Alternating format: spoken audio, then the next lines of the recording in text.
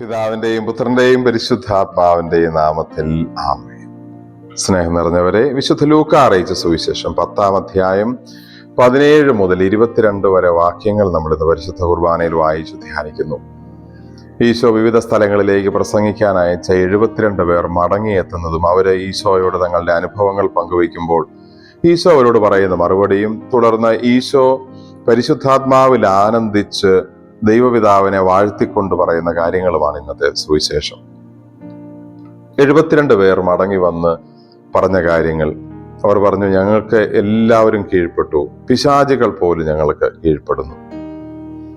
എല്ലാവരെയും കീഴടക്കുന്നതിലല്ല, സ്വർഗത്തിൽ നമുക്ക് ഒരു സ്ഥാനവും മഹിമയും ലഭിക്കുന്നതാണ് നമ്മളെ കൂടുതൽ സന്തോഷിപ്പിക്കേണ്ടതെന്ന് ഈശോ അവരോട് മറുപടി പറയുന്നു. മാനുഷികമായ ചിന്തയാണ് എല്ലാവരെയും കീഴടക്കുന്നത് നമ്മുടെ വിജയമാണെന്ന്. പിശാചുക്കളെ, തിന്മയെ കീഴടക്കി എന്ന അർത്ഥത്തിലാവാം ശിഷ്യന്മാർ ഈശോയോട് ആ കാര്യം പറഞ്ഞത്.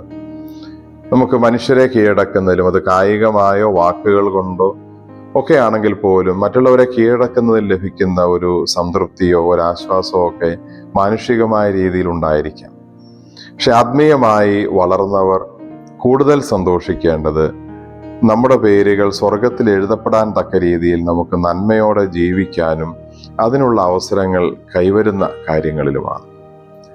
നമ്മൾ ആത്മശോധന ചെയ്യണം. ഏത് കാര്യങ്ങളാണ് നമ്മളെ കൂടുതൽ സന്തോഷിപ്പിക്കുന്നത്?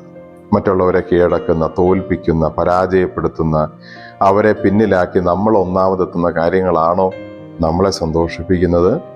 അതോ മറ്റുള്ളവർക്ക് നന്മ ചെയ്യുകയും ചിലപ്പോൾ അവരുടെ മുമ്പിൽ ഒന്ന് താഴ്ന്നു കൊടുക്കുകയും, ഈശോ പറഞ്ഞതുപോലെ മറ്റുള്ളവർ നിങ്ങളെ ദുഷിച്ചു പറയുമ്പോൾ നിങ്ങൾ ഭാഗ്യവാന്മാർ, സ്വർഗരാജ്യം നിങ്ങളുടേതാണ്, ആ രീതിയിൽ നമുക്ക് സ്വയം താഴ്ന്നു കൊടുത്ത് സ്വർഗത്തിൽ നമ്മൾ വിലയുള്ളവരായി, കൂടുതൽ നന്മയുള്ളവരായി ദൈവത്തിൻ്റെ കണ്ണിൽ മാറുന്നു എന്നതിനെക്കുറിച്ച് നമുക്ക് സന്തോഷിക്കാൻ സാധിക്കുന്നുണ്ടോ?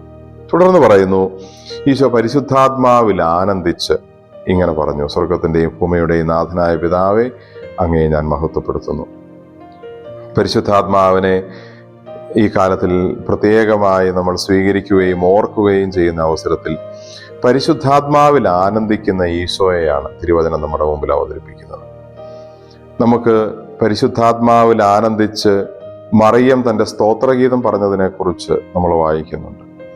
സഖറിയ പരിശുദ്ധാത്മാവിൽ ആനന്ദിച്ച് സ്നാപയോഹന്നാനെ കുറിച്ച് വാഴ്ത്തിപ്പാടുന്ന കാര്യങ്ങൾ നമുക്കറിയാം. ശിമയോൻ ശിശുവായി ഈശോയെ കയ്യിലെടുത്ത് പരിശുദ്ധാത്മാവ് നിറഞ്ഞവനായി പറഞ്ഞ കാര്യങ്ങളെക്കുറിച്ച് നമുക്കറിയാം. അന്ന എന്ന പ്രവാചിക പരിശുദ്ധാത്മാവിനാൽ നിറഞ്ഞവളായി ഈശോയെക്കുറിച്ച് വാഴ്ത്തിപ്പാടിയത് തിരുവചനത്തിൽ നമ്മൾ വായിക്കുന്നു. പരിശുദ്ധാത്മാവ് നിറഞ്ഞാണ് നമ്മൾ ആനന്ദിക്കേണ്ടത്. നമ്മൾ ആനന്ദിക്കുന്നത് എന്ത് കാര്യങ്ങളിലാണ്? നമുക്കൊരു പക്ഷേ ഈ ലോകത്തിൻ്റെ സുഖം, സന്തോഷം, ഭക്ഷണം, മദ്യം, അതൊക്കെയാണോ നമ്മളെ ആനന്ദിപ്പിക്കുന്നത്? ചില സൗഹൃദങ്ങളാണോ നമ്മളെ ആനന്ദിപ്പിക്കുന്നത്? അതെയോ നമ്മുടെ ഉള്ളിലുള്ള പരിശുദ്ധാത്മാവിൻ്റെ സാന്നിധ്യമാണോ നമ്മളെ ആനന്ദിപ്പിക്കുന്നത്? പരിശുദ്ധാത്മാവ് നമ്മളെ ആനന്ദിപ്പിക്കുമ്പോൾ നമ്മൾ ദൈവത്തെ സ്തുതിക്കുന്നവരാകുമെന്ന് ഈശോയുടെ വാക്കുകൾ ഓർമ്മിപ്പിക്കുന്നു. പരിശുദ്ധാത്മാവിനാൽ നിറഞ്ഞവനായി ഈശോ സ്വർഗസ്ഥനായ പിതാവിനെ വാഴ്ത്തുന്നതാണ് ഇന്നത്തെ സുവിശേഷത്തിൽ നമ്മൾ കാണുന്നത്. നമുക്ക് പ്രാർത്ഥിക്കാം.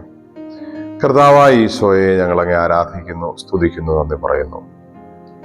മറ്റുള്ളവരെ കീഴടക്കുന്നതിലല്ല, തോൽപ്പിക്കുന്നതിലല്ല, സ്വയം തോറ്റുകൊടുത്തു പോലും മറ്റുള്ളവർക്ക് സന്തോഷം നൽകുകയും മറ്റുള്ളവരുടെ മുമ്പിൽ എളിമപ്പെടുകയും ചെയ്യുന്നതിൽ ഒരാത്മീയതയുടെ ആനന്ദമുണ്ടെന്ന് ഞങ്ങളെ അങ്ങ് പഠിപ്പിക്കണമേ. അങ്ങനെ ലോകത്തിൻ്റെ കണ്ണിലല്ല, ദൈവത്തിൻ്റെ കണ്ണിൽ, സ്വർഗത്തിൻ്റെ മുമ്പിൽ വലിയവരാകുവാനും അങ്ങനെ സ്വർഗത്തിൽ പേര് എഴുതപ്പെട്ടവരാകുവാനും ഞങ്ങളെ സഹായിക്കണമേ.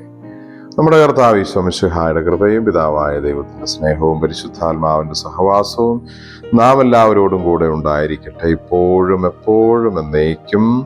ആമേൻ. ഈശോ മിശിഹായ്ക്ക് സ്തുതിയായിരിക്കും.